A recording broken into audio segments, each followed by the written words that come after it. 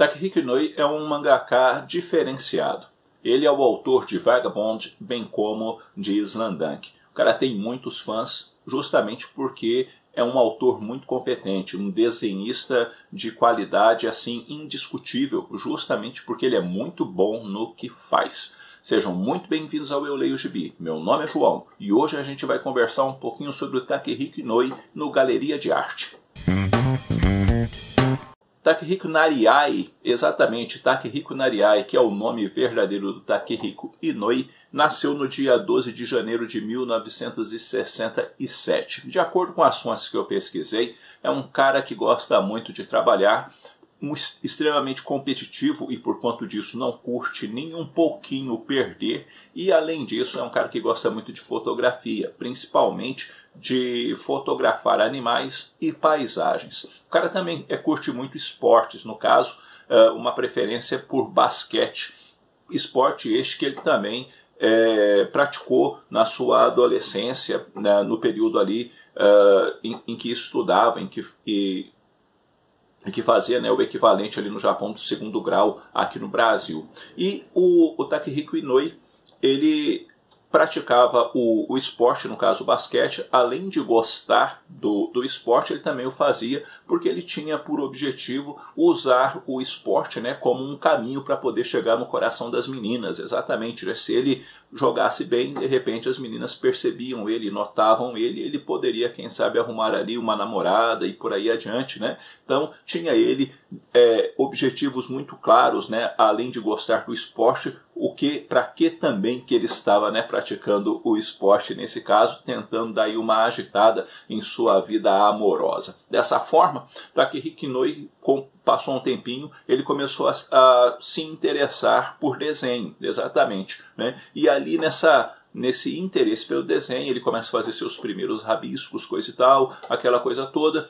O tempo vai passando, ele entra numa faculdade e acaba deixando essa faculdade no meio e muda-se para Tóquio com o objetivo de trabalhar especificamente com arte, mais especificamente ainda, né, com o mangá. É onde ele acaba conseguindo um emprego como assistente do Tsukasa Hojo, que é o autor de City Hunter. E ele trabalhou ali como assistente do Tsukasa Hojo durante 10 meses, onde ele aprendeu as questões básicas da produção de mangá.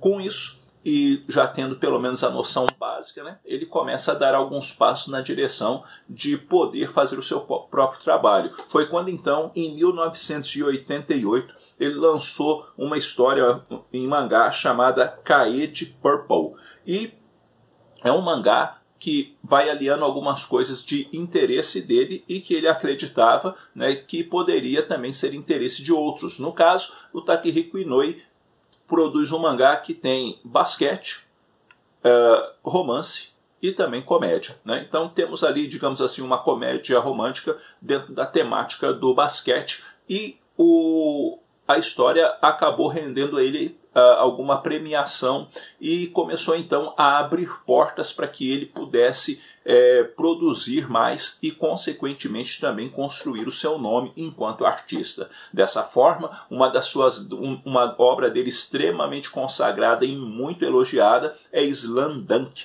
exatamente, um quadrinho, um mangá, né, ou um quadrinho, se você assim preferir, que é todo voltado para dentro da temática do basquetebol, né? Slam-Dunk quer dizer enterrada, né, em inglês, né? E aí ele começa então a produzir um mangá que, num primeiro olhar, né, via de regra, as pessoas criam uma certa desconfiança, porque como dar um dinamismo bacana dentro de uma história envolto com um jogo de basquete, essa coisa assim, e ele consegue dar todo esse dinamismo à história.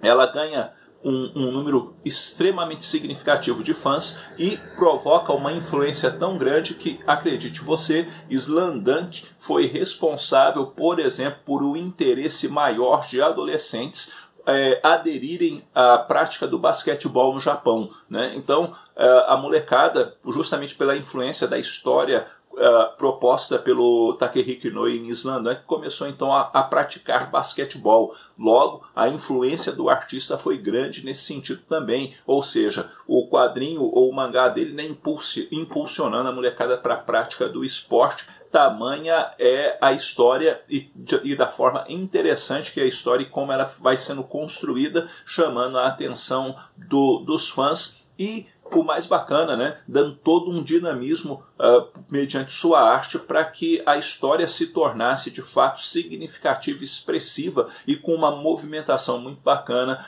exprimindo muito bem o esporte de página a página nos momentos, né, onde o mangá apresenta as partidas de basquetebol. Um outro mangá extremamente conhecido é o Vagabond, né? E no Vagabond ele acaba contando a história do Takezo e por sua vez um mangá de samurai que também foi muito elogiado e que tem um número assombroso de fãs e que consequentemente, né, mostra o Takehiko Inoue como um homem que realmente quando põe a mão para fazer um trabalho, ele faz com muito esmero e trabalha os elementos de uma forma tão expressiva que de fato faz com que as pessoas fiquem encantadas, fascinadas com sua obra.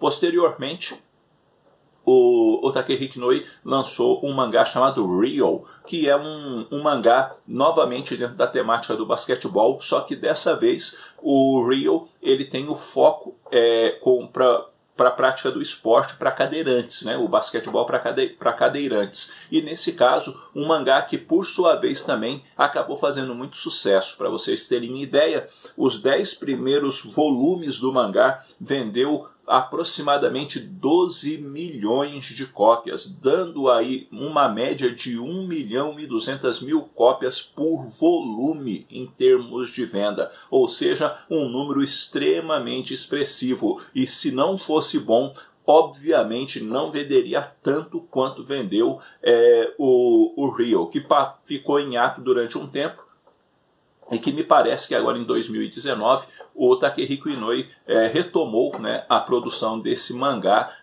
este, né, que tem sido premiado, Slamdunk também foi premiado, ou seja, o cara coleciona um número expressivo de prêmios justamente por conta de sua competência. É um cara que procura também fazer um trabalho com esmero, onde ele via de regra, quando você assiste alguma entrevista dele no YouTube, você vai encontrar às vezes ele falando que ele não gostou muito disso, ele procurou mostrar uma coisa assim,